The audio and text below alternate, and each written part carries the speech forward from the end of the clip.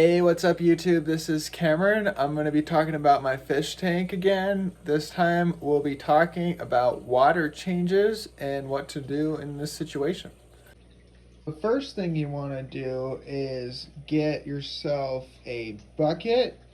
I got myself a dedicated fish bucket, and what you want to do is have it between 10 to 30% water changes. So keep in mind you don't want too much water because this will get rid of the beneficial bacteria in your tank. You just want a little bit of water. You don't want too much water. And this bucket's perfect because this is about a 30 gallon, it's a 29 gallon. But this bucket is exactly 5 gallons, so it's around 10 to 30%. And when you do it, it's already pretty low right here just because I live in a really dry climate in Colorado, and the water levels, this is just a week, and the water levels are already this low. So I'm going to be talking to you guys about what to do for water changes. Now you want the bucket, like I said, and then you want to have a pump. You want the bucket and then you want the pump. Whenever you're going in, you always want to go at a side angle like this when you're going in the water, because if you go straight down, that's going to disrupt the water and disrupt the fish.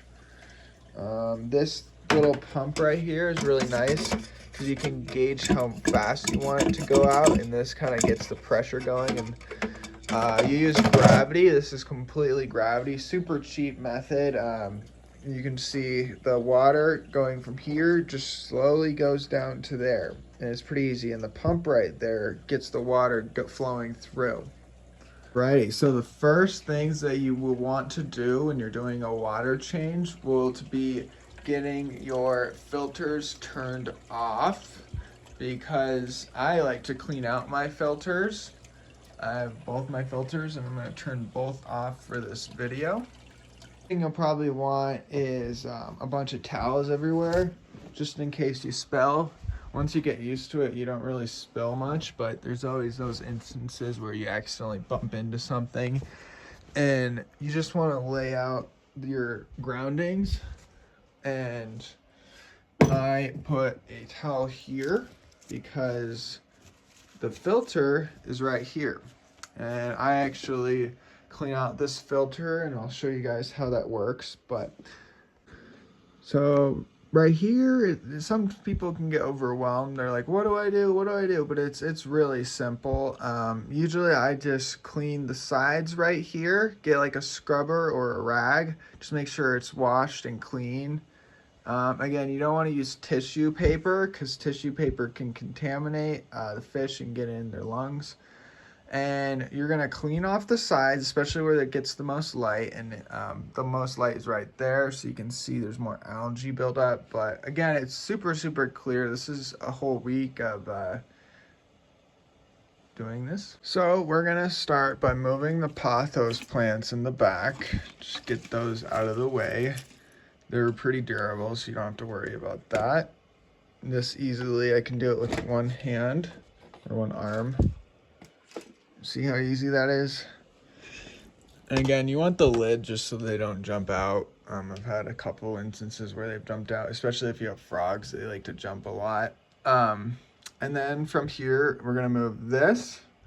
We're gonna move this guy. Got the filter, and literally all you do is just dump all that in. Just like so. And then you can re-put this in, super easy.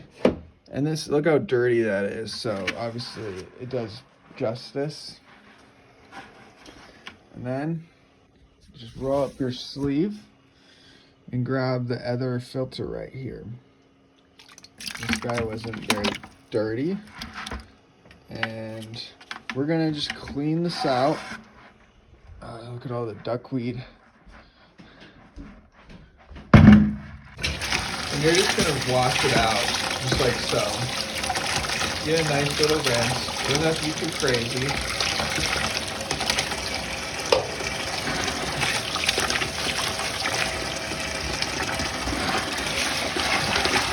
how dirty that was. It doesn't have to be too crazy. It's just from the filters. So that's why you always want to do your water changes. A lot of people are against water changes, but I really think that you should always do water changes at least once every week or two. I just do it every week so I have a clean tank. Like, it's still really clean. But as you can see, this is just 1 week. And this is normal too, but this is like all their poop and all their pee and stuff, so we're gonna get rid of that. It's really easy to put in, just like so. Have lots of carbonation, and this helps with filtration. And get this guy. Perfect, just like that, really easy. So far we've removed the lid and we've done the filters. Now we're gonna wipe off the sides for algae, make sure it's sparkling clean. And we're just wiping off the sides, just getting rid of the little bit of algae we have. Just want our tank sparkling clean, looking good. I would also recommend doing this very calmly, like slowly, because it can freak out the fish sometimes. See, they're on the corner, but they know, they've done this before. They're getting more used to my tank. A lot of them are still pretty new, but I have some members in this tank that are a long years of age. All right, so we did everything small that we have to do. So we're gonna do the filtration part, just the easy setup. So cabinets, and you can actually just go like this and it just locks in. And if you have one of these clamps, you can actually clamp it on as well. I usually get like the main parts down first. So yeah, I was saying, like, you can clamp it like that and you literally don't really have to do anything. I would just get the main gravel parts first, and you literally just do it a couple times and then it gets going. Just like so. Really easy. And these are the main parts that I'm talking about. So there's bottom layers where the fish usually are. So you can see there's a little bit more right here. That's mainly just sand, but just get all the stuff in the back. Kind of just give it a little sweep. Yeah, right here has a bunch of stuff. And when you have all these plants, you really don't have as much aggravation or any problems with anything. But again, if you can see that it's this clean, you really don't have to do much. You just have to make sure you do your weekly water changes. I usually like to measure where I'm putting this, and then I just clamp it like so. Really easy. So as you can see right here, that holds it, and that holds it as well. And you just wait till it gets to pretty much like the top, and then you just replace it. It's really simple. So keep in mind the duckweed right here, don't try to suck that up. And don't try to get the bottom parts as well, like don't get the plants. I would just focus on getting the main bottom levels and making sure that all of the bottom gravel gets filtered out. With all these plants, I don't really need to go through the hassle of getting like these areas, because the plant's roots already kind of get all the substrate out anyways. I'm mainly just doing this for the ammonia levels and to making sure my tank is super clean. Here's some minor touches, just making sure that the filter is completely clean. Sometimes it gets a little crowded with algae, like especially in the filter part right there. Whoops. This is the thermometer. Yeah, pretty easy stuff. You can see it's already almost full. Once it's almost full, like right now, I would recommend you actually take the top part off first before the bottom part, just so that it's less of a hassle. Make sure that all of this is out as well. Sometimes this gets trapped and you don't want this to mold.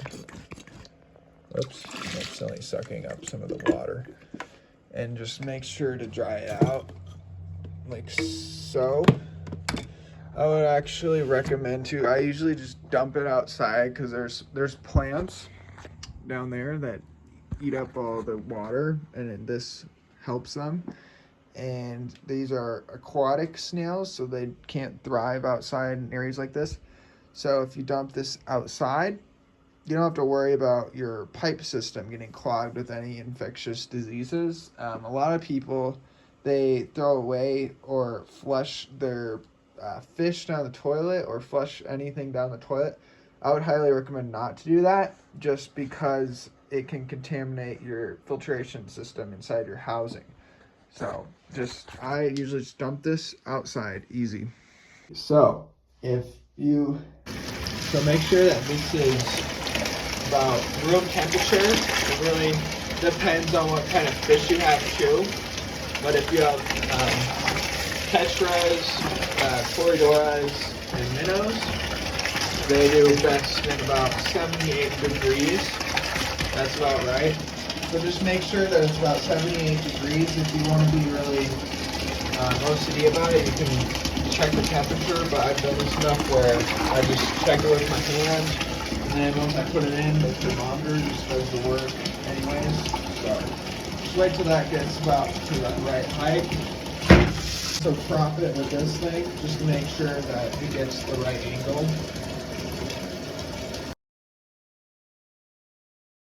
Lots of different things that you can put into your tank aquarium. All you really need is this guy right here. Super cheap. You can get it for like a couple bucks. Just the AquaSafe Plex. This also does it as well. All in one. Detoxifies stuff. Removes chlorine. Good for freshwater and salt water. That's great. This is just like a coating for your fish. As you can see, it removes chlorine, heavy metals, and just aloe vera, and reduces fish, and mainly a slime coat. Then a quick start. You don't need to really do this for this tank, but it just helps with the bacteria in your tank. And then this is just for your plants. Really don't need much for this tank. It's a pretty small tank relatively compared to a lot of people in the hobby. I know people have over 70-gallon tanks, and this is just 29 gallons. So probably the less, the better. Just going to put that in.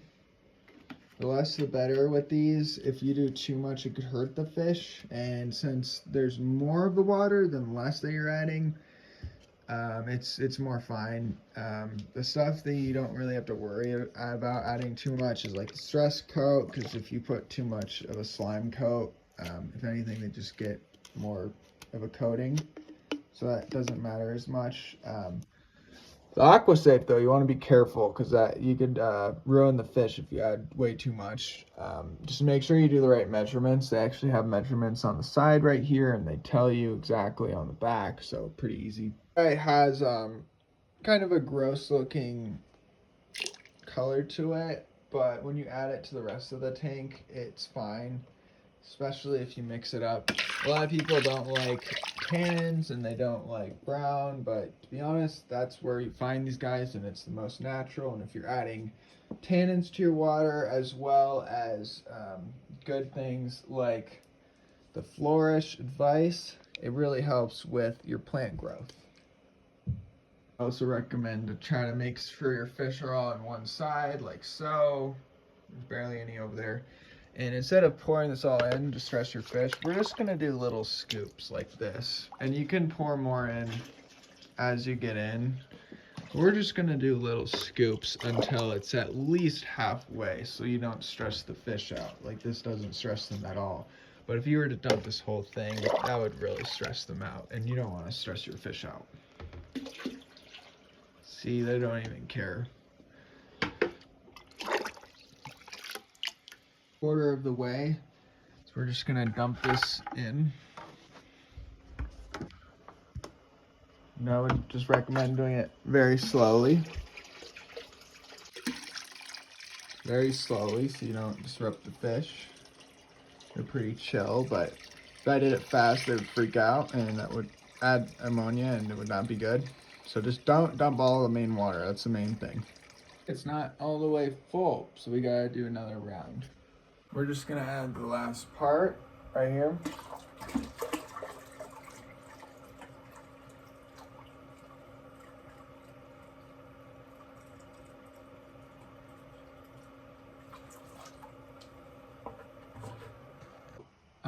I always add it pretty high. Just make sure you have a little bit of space so they could breathe. But the higher you put it, the more water they have to swim in and the happier they are. So just try to get it as high as possible. See any floating debris, like so, from the move, you can always put it in. Kind of push it down. Sometimes the water changes, get plants to go everywhere, like so. But a lot of these were also just floating in the water, so now they'll have a home deep in the gravel. Cool. I think that's it. Okay. Recommend washing your lids just to produce mold. So you have some mold right here, but we're gonna get rid of that. And that's why you gotta do your weekly water changes. So pretty much same concept. You can either use a scrubber, scrub it off, or just use this and scrub it off. So it's already cleaned. Now we're just gonna do some finishing touches. Just making sure the glass is nice and pretty. Nothing special, just bottled water. Just wipe it down. I'm sure you can use glass cleaner too, but I just use water because it's probably safer, less chemicals, and I'm more of a natural kind of guy, as you can tell.